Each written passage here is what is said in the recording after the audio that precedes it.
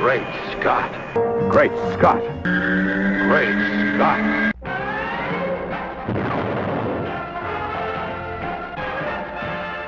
Hello everyone and welcome to another episode of Great Scott. I'm Scotty V. Thanks for watching. So, Saturday, September 12th is our second day of FanDome, and for the watchers and viewers and subscribers of the Superman homepage, it's a good day because all of the Superman stuff was moved to day 2, and they've refined it a little bit so it's easier to sort of access the stuff. I've just watched my first panel, which was Superman, an Enduring Symbol of Hope, hosted by Brian Michael Bendis, who has been on Superman and Action Comics for a number of years now. Some people like him on the book, some people don't. Some people have liked some of the changes that have been made, some people don't. I personally have not been reading Superman comics for a number of reasons. I sort of fell out of it when the whole changeover was going on. You know, they did the New 52, and then they did the Rebirth, and I sort of, it was so much confusion and so much happening that I just felt myself that I wasn't really into it. I felt like they killed off the new version of Superman really quick and kind of made him this fake version, so the people that were reading it and accepting it as Superman, even though it seemed like most people I talked to didn't like it, sort of got told that what they had been reading all this time wasn't even really Superman, and then they brought the real Superman in, and then they held this whole sort of confusion thing where they then relaunched again as Rebirth, and you know, the whole evil Jor-El thing, and Jonathan and the son, and it was just very convoluted, very confusing, and I personally fell out of it. But Brian Michael Bendis is a super famous creator. He's worked on Spider-Man, he's worked on lots of other characters, and I was kind of excited when I heard he was being brought in, and I've heard mixed reviews, and I haven't read myself. So I read a little here and there, but just not, but what I liked about this panel, you also had Gene Yang and you had Dan Jurgens. You sort of have this wide degree of Superman creators. Brian Michael Bendis has been around a long time, been on lots of books, now on Superman.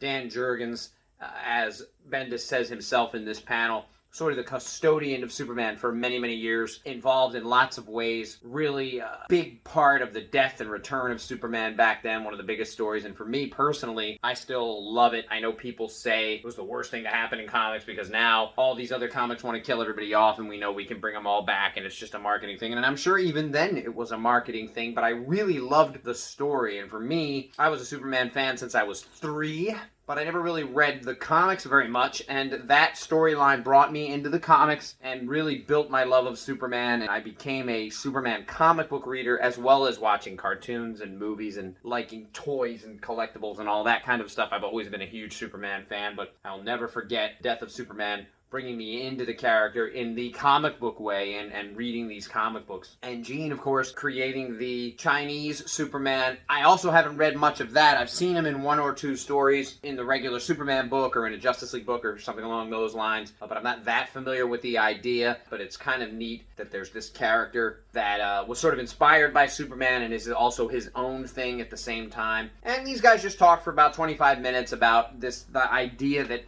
Superman is an enduring symbol of hope, and that these days, with the world the way it is and things going the way they are, we may need Superman in our lives even more than we've ever needed him before, because he stands for the types of things that we need: hope, acceptance, love, help, a desire for everyone to be better and get what they need out of life and in their lives, things that Superman really has always stood for, whether you call it the American way or whether you just call it hope in general, truth, justice, and all of the things that Superman brings to the table. And it's the idea, Bendis says, that the American way just sort of stands for these ideals, the idea that everyone deserves truth and justice, and everyone deserves, to be protected and to have the good things in life and to be allowed to experience the possibility of the greatness that the idea of the American way could be. And I love that idea of Superman. I love that thought of Superman, and I think it's one of the biggest reasons that we fans of Superman are fans of Superman, because of this altruism, this just great desire. They mentioned in the panel he's a guy who could have ruled the universe because he has the power to do it, but instead he wants to serve others. He wants to help others, and that's just really inspiring. And whoever your favorite superhero is, I can't personally get past just what Superman stands for being so important to me that I'm inspired by him, even if you say it's so hard to write an exciting story because Superman is too powerful, or Superman has too many powers, or Superman can do too much. Even if you think all of those things, the heart of Superman and what he really means and what he really stands for and what he could do if he chose to, but instead decides to fight for everyone else, is just so inspiring that I personally would never break away from being a fan, and I could see why there are so many fans worldwide. Thanks everybody for watching, and we'll talk more about FanDome very soon. Remember, always look up in the sky.